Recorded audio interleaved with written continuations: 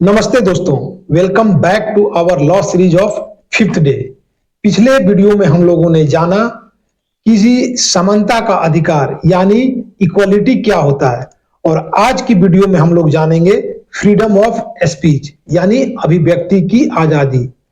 अभिव्यक्ति की आजादी हमें वो हक देता है कि हम अपने बातों को, अपने ओपिनियन को, अपने थॉट को स्वतंत्रता से, ओपनली माइंड के साथ में कह सके। तो चलिए बहुत ही आसान और सिंपल भाषा में समझते हैं। अभिव्यक्ति की आजादी, संविधान की आर्टिकल 19A हमें यह हक देता है कि हम अपने थॉट, अपने विचार, आइडियाज को लिखकर, बोलकर या सोशल मीडिया में पोस्ट कर लोगों को बता सके। बेसिकली हमें ये वो हक देता है कि हम अपनी बातों को दुनिया के समक्ष रख सके। ये है अभिव्यक्ति की आजादी। इसके अंतर्गत 6 पॉइंट्स हैं, अर्थात इसके 6 पार्ट्स हैं। तो उन पार्ट्स को हम समझते हैं। पहला है 19A1A के अंतर्गत हमें 6 पार्ट मिले। वही 19A का जो पहला है वो है फ्रीडम ऑफ स्पीच, अर्थात हमें अपनी बात को बोलने की आजादी।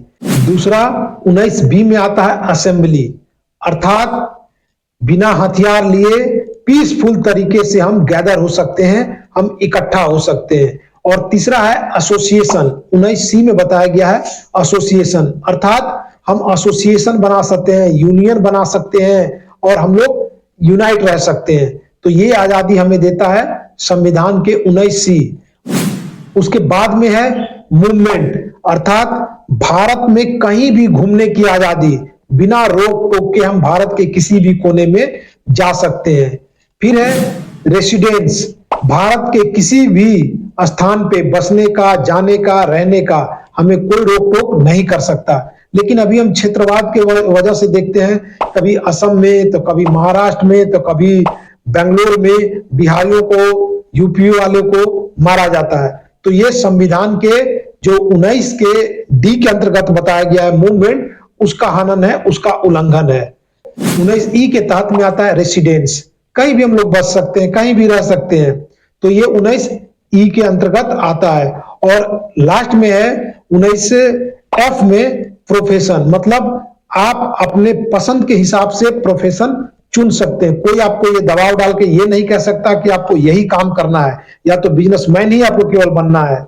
जैसा कभी चल रहा है ना कि सारे लोग इंटरप्रेन्योर बनो, और बहुत सारे जो जॉब है वो खत्म किए जा रहे हैं। तो आप ये दबाव नहीं बना सकते कि सारे लोग को बिजनेसमैन ही बनना है, क्योंकि हमारी अपनी इच्छा है। आपकी इच्छा थी नेता बनने की तो आपने नेता बना, मेरी इच्छा है डॉक्टर बनने की तो डॉक्टर बनूंगा, किसी को बिजनेसमैन बनने की इच्छा है तो बिजनेसमैन बने वो। लेकिन जब आप एम्प्लॉयमेंट को कम कर देते हैं और दबाव डालते हैं इनडायरेक्ट वे में कि आपको सिर्फ और सिर्फ बिजनेसमैन बनना है, एंटरप्रेन्योर बनना है, तो ये क्या है, 19F का हनन है।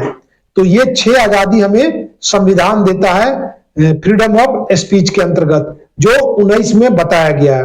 अब ये जो आजादी है इसकी कुछ सीमाएं भी है, इसकी सीमाएं और महत्व है। अल्टीमेट पावर आपको नहीं दी गई है। अगर फ्रीडम ऑफ स्पीच की बात करें तो इसका मतलब ये नहीं कि आपको अल्टीमेट पावर दे दी गई है, आप कुछ भी बोलेंगे, नहीं।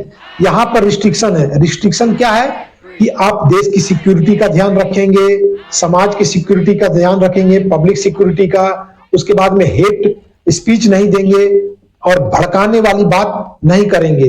फिर भी ये जो पावर है, फ्रीडम ऑफ स्पीच है, हमें सुपर पावर बनाती है और सुपर इंपॉर्टेंट रखता है। क्यों?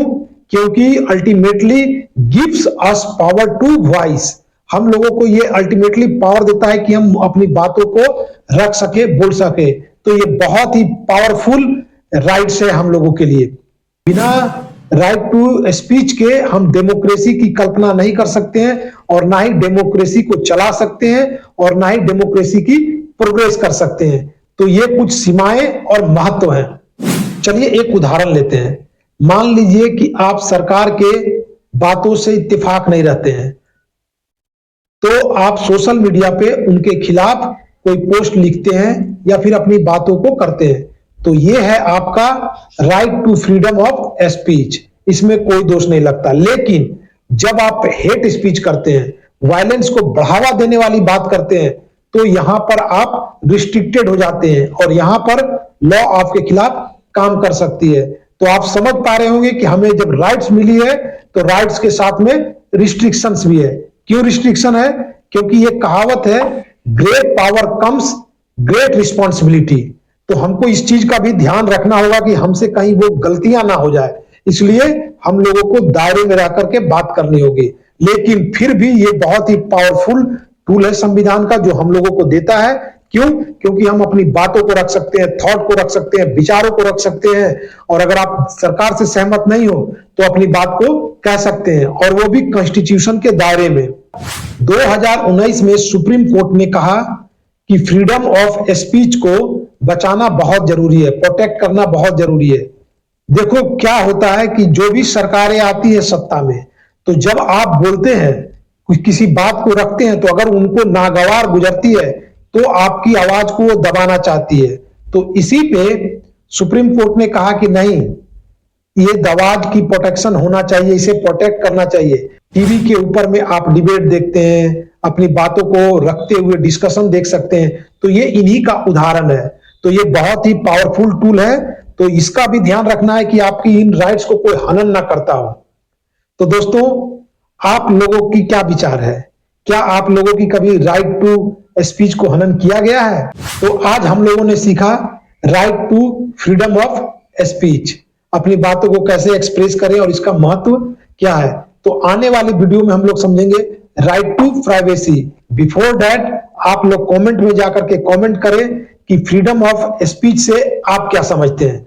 तो फिर मिलेंगे नेक्स्ट वीडियो में, तब तक के लिए सी यू।